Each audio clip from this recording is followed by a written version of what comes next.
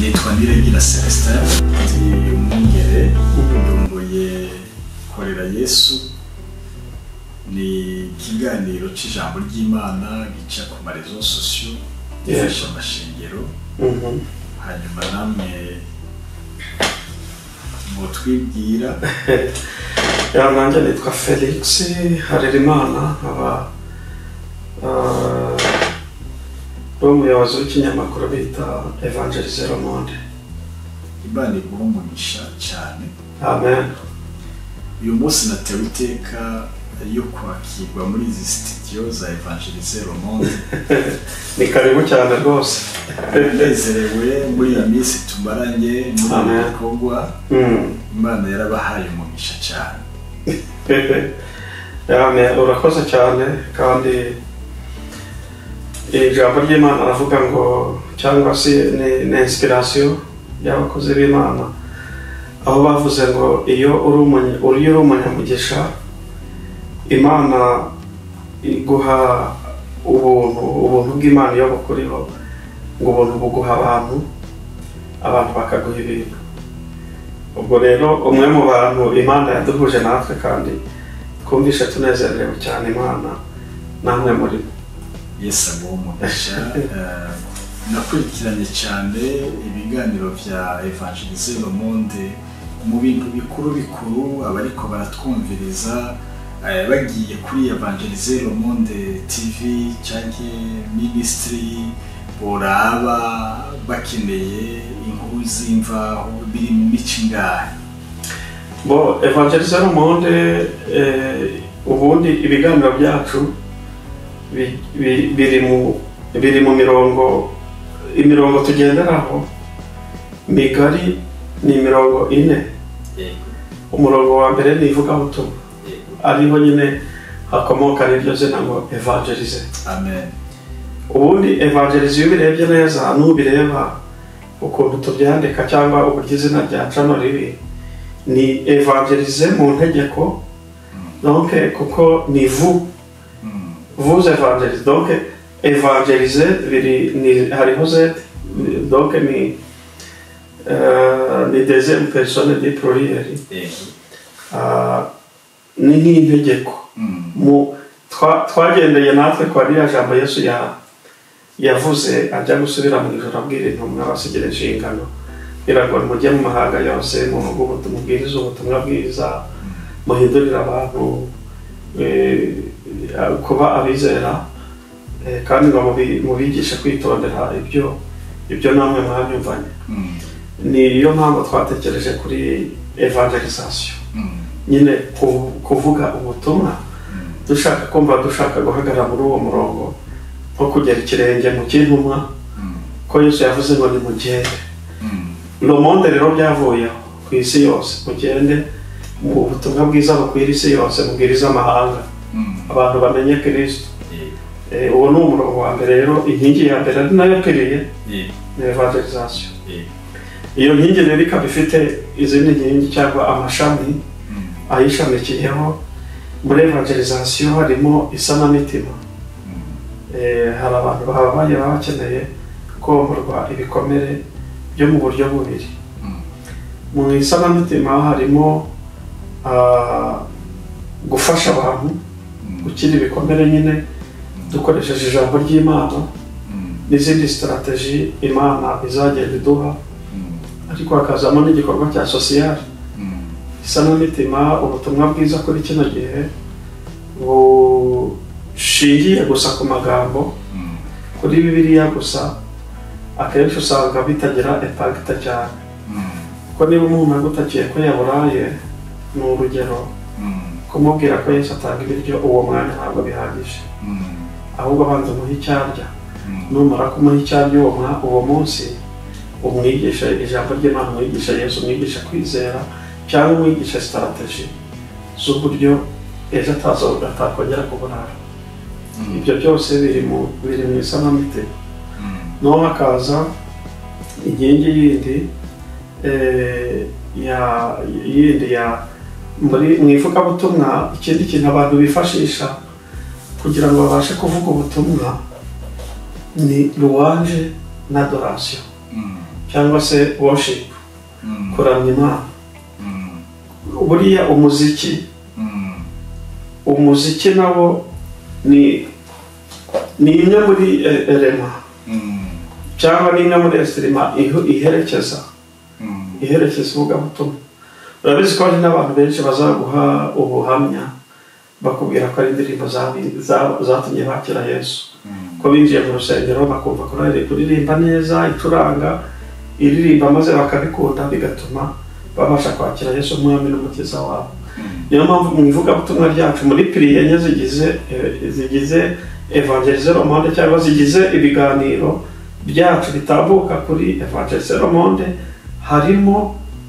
harimo na musique ya louange na adoration cyangwa praise and worship mu cyongereza, cyangwa se kuramya Imana no kuyihimbaza. Kaza rero inkingi yindi ya kane igize ibiganiro byacu, inkingi yindi ya kane bita témoignage. Umuririmbyi yararirimbye ngo numara kumwemera nk'umukiza wawe, uhamye mu bandi ibyo yagukoreye, kugira ngo nabo bahabwe ubwo buntu bw'ubwo nawe wagiriwe. Buriya ubuhamya ahantu Imana igukuye, hari abantu benshi bifasha ko rabati uwagiriye runaka neza kariya kageni nanjye ntazabura kugira neza. Niyo mpamvu mu biganiro byacu harimo n'ubuhamya twagize nyinshi. Ni ukuvuga ni evangelisation, ni louange na adoration, ni isanamitima, na louange na isanamitima na témoignage, ubuhamya. Naho hantu ivugabutumwa ryacu ryubakiye. Hakaba hari ibikorwa mu byo dukora kugira ngo ivugabutumwa ryacu ribashe kugera kure. Ibyo bintu byose nkubwiye kugira ngo bibashe kurandinga bikeneye ubushobozi. Twebwe twakoresheje imbaraga zacu turansa iyo ministeri, turansa uwo muryango kugira ngo ube. Ariko nk'ibikorwa by'isanamitima cyane cyane bishingiye kuri sosiyali, byonyine bikeneye inkunga z'abantu batandukanye. Dukeneye abantu bakorwa ku mitima bakavuga ati nanjye ngira iyerekwa ryo kuba nafasha abantu bababaye kandi tutazi. Iyo tuguriye abantu mitiweli mu urugero mu Rwanda cyangwa mu Burundi cyangwa n'ahandi Imana tuyobora, ntabwo tufasha abantu tuzi cyangwa bo mu miryango yacu. Ko gufasha bo mu miryango yacu ni n'ubundi n'inshingano, turagurije turabafasha n'ubundi twanabafasha, ahubwo dufasha n'abantu tutazi. Kuko nazi iwawe mu ishengero ryawe ahubwo yatishakira abantu b'abakene barimo badafite ubushobozi bwo kwirira mitiweli, cyangwa se bambaye ubusa badafite imyambaro, cyangwa baburara uzi neza, ukabaduha bitewe n'ubushobozi dufite, tukabaparitaja ibyo dufite. Nuko rero ni ahantu ivugabutumwa ryacu, nubwo hari ibyo tutarabasha gukora bitewe n'ubushobozi rimwe na rimwe buturimita, kuko ibyo mubwiye byose hari igihe bitaraninga neza ngo bigenderere. Ariko ibyo tubona twashobora turabikora, ariko hari n'ibyo tudakora ko tudashaka kubikora, ahubwo ko muhaye ziba zabuze bigatuma bitamarisha byose uko byakabaye. Ariko turizera tudashidikanya ko Imana izadufungurira imiryango, izo nkingi zose buri piriye ikabasha guhagarara mu mwanya wayo. Imana iguhe umugisha. Imana iguhezagire cyane. Abariko baradukurikirana muri ku rubuga bise ko Evangeliser le Monde TV ifise inkingi zine. Inkingi ya mbere ni ivugabutumwa, inkingi ya kabiri ni vyerekeye isanamitima, inkingi igira gatatu ni ijanye na louange et adoration, inkingi igira kane ni ijanye ubwo twavuze isanamitima, twavuze louange ijanye na témoignage. Ukuvuga ngo bari mu nkingi zine. Rero twebwe turi muri korera Yesu, dufise ibikorwa bimwe bimeze nk'ibyo bakora twebwe turi mu ivugabutumwa ku mahanga yose. Amen. Tugakora ikintu cy'amasengesho ajyanye no kubohora, icyo twita prière ya délivrance. Tugakora n'ibyo twita écoute, kuko abantu benshi barabuze umuntu abumviriza. Turagomba kumviriza abantu, tukaganira nabo mu buryo bwose. Ibyo nibyo bikorwa dukora muri Korera Yesu, twisunga ijambo riri muri Yohana ibice 12 ku murongo wa 26. Ijambo ry'Imana Yesu yabwiye abigishwa ngo nimwankorera data azobaha icyubahiro. Nicyo gikorwa dukora. Uri kurasoma no mu bitabo by'ubutumwa bwiza, Yesu yarabwiye abigishwa ngo ivyimburwa ni vyinshi ariko abimbuzi ni bake. Twebwe rero turi muri ico gikorwa cya Korera Yesu. Nk'uko turi kumwe n'umuyobozi wa Evangeliser Le Monde TV, nagomba kumubaza kugira ngo abifuza kumushigikira muri ivyo bikorwa, kuko ari ku mugabane w'i Burayi.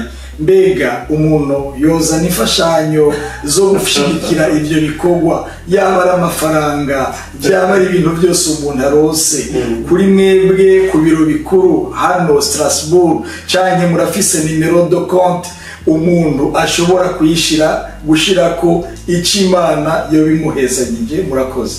Ngo ibyo byose birashoboka kuko dukorera no mu Rwanda, nk'uko nabikubwiye dufite representation mu Rwanda, dufite umuntu duhagarariye udupresenta.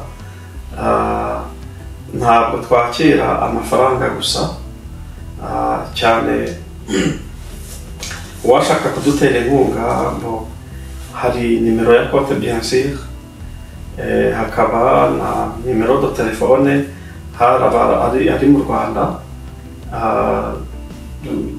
Dufite umuntu ushobora kwakira inkunga aho yabiturutse hose, naho kandi mu Bufaransa. Ariko wenda ni uko umukozi w'Imana, sinzi impamvu Imana ikuyoboye kugira ngo uvuge ibi, ubundi mwene ibintu bitinya cyane kubera amarezo sosiyo nyine ni ibintu bisigaye bintera ubwoba. Hari igihe ugira uvuga mwene ibintu nk'ibi gutya, abantu bakagira ngo uri gushaka gusaba amafaranga, cyangwa se ufite intumbero nawe yo kurya abantu amafaranga witwaje ngo hari abantu ushaka kuzajya gufasha. Niyo mpamvu mwene iki kiganiro biragoye ko nabwira abantu ngo nimwohereze amafaranga kuri iyi konti, ariko uwakorwaho ku mutima. Ubundi iyo utanze, nk'uko ijambo ry'Imana rivuga ngo gutanga bihesha umugisha kurenza guhabwa. Wowe iyo utanze wibwira ko uwo muntu uhaye aza icyo kintu utanze azajya kugifashisha undi, ntabikore. Ni urubanza rumusigaraho, kuko ari ibitari byo. Rero inkunga yose wazana iyo ari yo yose twabasha kuyigeza ku bagenerwa, kubo igenewe. Hari umuntu uba wifuza kuvuga ngo ariko inkunga yanjye ni gute nafasha abatishoboye? Unyuze muri Evangeliser Le Monde, muri iyo parti y'isanamitima ariko rishingiye ku bikorwa bya social, rwose wakwizera neza ko izagera ku bagerezwa bikorwa. Ariko mwene uyu mutima wo kumva warekura ugatanga kugira ngo ufashe abandi, nyine bisaba kuba warageze kuri iyo nivo ubasha kubyumva, kugira ngo ni ibintu byoroshye. Nagomba gusigura gatoya kugira ngo abantu batahure. Nibaza yuko umuntu ashobora gutahura ibintu ukabyumva. Ikintu cyo kubiba mu gikorwa cy'Imana ni ijambo ry'Imana ribivuga, uko ijambo ry'Imana ribitegeka. Ko Yesu yaravuze ngo n'uzotanga ubwato rw'amazi kuwuvugishwa n'Imana azohabwa umugabane umwe cyo kimwe n'uwavugishwa n'Imana. Kandi Yesu yaravuze ngo gutanga bizana umugisha kuruta guhabwa. Bene data munyumviriza, nimushigikire muri kino gikorwa cya Evangeliser Le Monde TV. Hari ibikorwa byinshi bikenewe, hari ukurondera ivyuma, hari gufasha abantu aho nikora n'ibindi bikorwa bitandukanye. si wari karabivuga nije ndabivuze nk'umukozi w'Imana kandi nzi neza ko mpagaze mu ijambo ry'Imana sinanjye wagutumye haleluya sinawe yashoboye kuntuma okay turakomeza muri ibi bikorwa dukora ni byubaka umubiri wa Kristo ari ryo shengero rya Kristo nibyo muyobozi wa Evangelize Le Monde TV mbega mu ishengero ry'Imana iminsi mikuru ko turabona ivyivuka by'umwami wacu Yesu Kristo uwo ushobora kutubwira iminsi mikuru y'inkoramutima ishengero ritegereza kwamba ryibuka nk'umubiri wa Kristo kugira ngo abakunzi bacu badukurikirana bashobore gutahura ivyo turimo ivyari byo ndumva ko ari ivuka rya Yesu iminsi mikuru harimo ivuka rya Yesu nk'uko bivuze Noel yego kandi niho donc niho gucungurwa kw'itorero cyangwa kuvuka kw'itorero ubundi ritangirira aho ngaho nyine yego mu ivuka ry'umucunguzi wacu Yesu yigize umuntu avukira uwo ni uwa mbere hakaza ubundi munsi ukomeye cyane bita Pasika uwo ni uwa kabiri Pasika ni ikintu gikomeye cyane hakaza undi munsi mukuru nawo ukomeye cyane kubera ko ari wo uza gutanga gushyigikira itorero kugira ngo ribeho bita Pentecote ugira gatatu hari Noel hari Pâques hari Pentecote hakaza nubwo atari abantu benshi bawizihiza ariko haza n'undi munsi ubanziriza Pentecote bita Ascension gusubira mu ijuru kwa Yesu iyo yose ni iminsi mikuru nine ni ine hari Noel hari Pasika Ascension hari Ascension gusubira mu ijuru noneho akohereza agaca abana Pentecote iyo ni iminsi mikuru y'itorero n'ugira gatanu nibaza yuko utaraba itorero kuduka yego uwo nturaba n'uwo dutegereje n'uwanyu rero muri iyi minsi mikuru itanu y'itorero aha kuri iri vuka ry'umwami wacu Yesu zijya tariki nizo ziriya tariki ntabwo arizo nabyibaza ntabwo arizo ubundi le 25 décembre uriya munsi wari usanzwe ubaho mu Baroma wari umunsi ahubwo uvuga ko ari umunsi wo kwambaza ikigirwamana cy'izuba ariko kuri njye nubwo iriya tariki atariyo kuri njye bifata nka positive kuba noneho kwambaza izuba basigaye bambaza umucyo watumurikiye ibyo bintu byahoze ku mutima cyane kubera ko n'ubundi ijambo ry'Imana ribasha gutuma ibyari bibi bihinduka byiza kuba rero twambaza ni umunsi wafashwe como anniversaire n'ubundi Yesu ntacyo bitumariye kumenya ko yavutse le 25 décembre ariko ahubwo icyo bitumariye nuko yavutse urabona umunsi wafashwe gusa ngo tujye twibuka icyo kintu cyabaye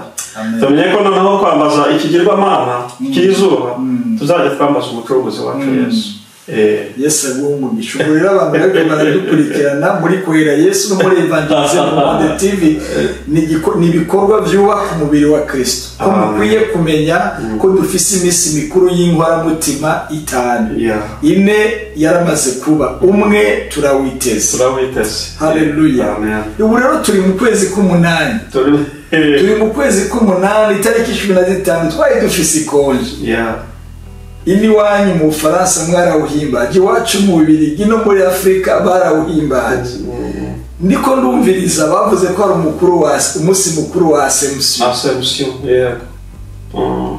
Ascension ni umunsi bavuga ngo ni umunsi wo gusubira mu ijuru kwa Bikira Mariya aho usanga cyane wizihizwa na Eglise Catholique kurenza les églises ziyomoye kuri Catholique zo Eglise zibumbiye mu bita protestante cyane cyane ni umunsi wizihizwa n'abakatolike, ariko ni umunsi utuma hano i Burayi mu bihugu byinshi nyine haba jour férié cyangwa konje.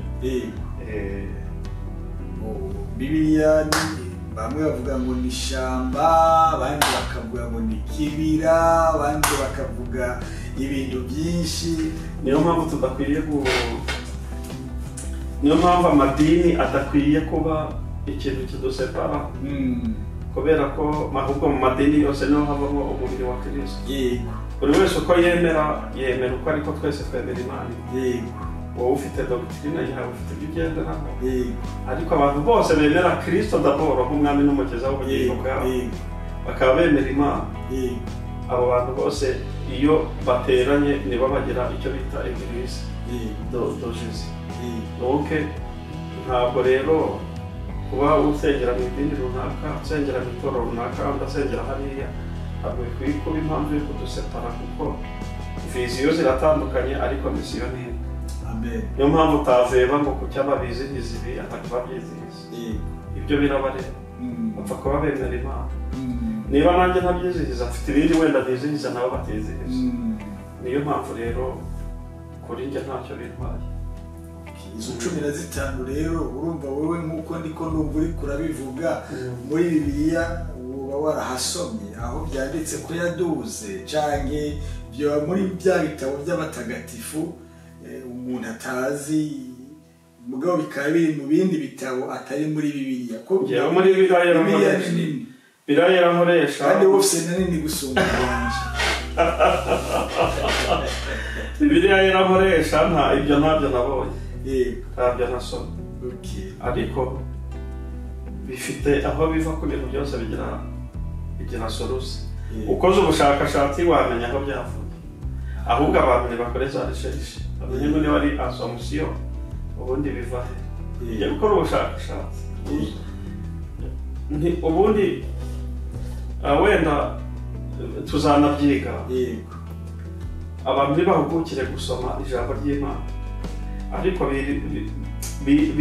ntidukomeze kubinjije ku bintu bimwe na bimwe.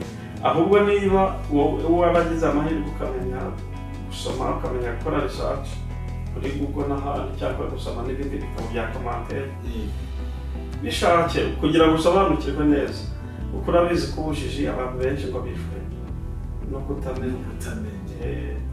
Ariko biragoye ko wamenya nyine utagize iyo nyota cyangwa utashatse kugira ngo ubashe gusobanukirwa. Bibiliya nta birimo sikori nje, hari n'ibindi biri muri range ntazi, hari wasanga hari n'ibindi biba muri Bibiliya ntazi, ntabwo nzi byose, ariko ibyo nyine nkubwiye ko ntarabisoma njyewe muri Bibiliya ndabibura. Abakozi bacu umwami Yesu neza kandi abagire neza, mugire ibihe byiza. Shalom shalom.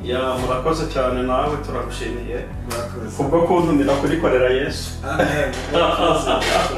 Kurikorera Yesu TV, kandi dusoje abakunzi bakorera Yesu TV.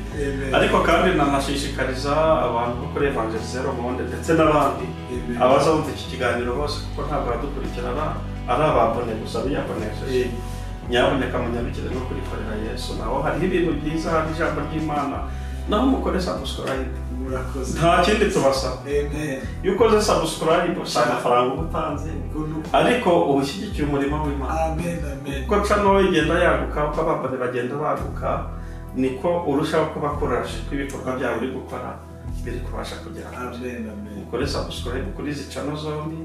Iyi channel ye turaza kwipininga munsi y'iki kiganiro cya Evangelization Le Monde, kugira ngo uzayibona nyaboneka azasige atanze inkunga yo gukora subscribe gusa. Imana riri guhumugisha akoso. Igumugisha cyane. Amen.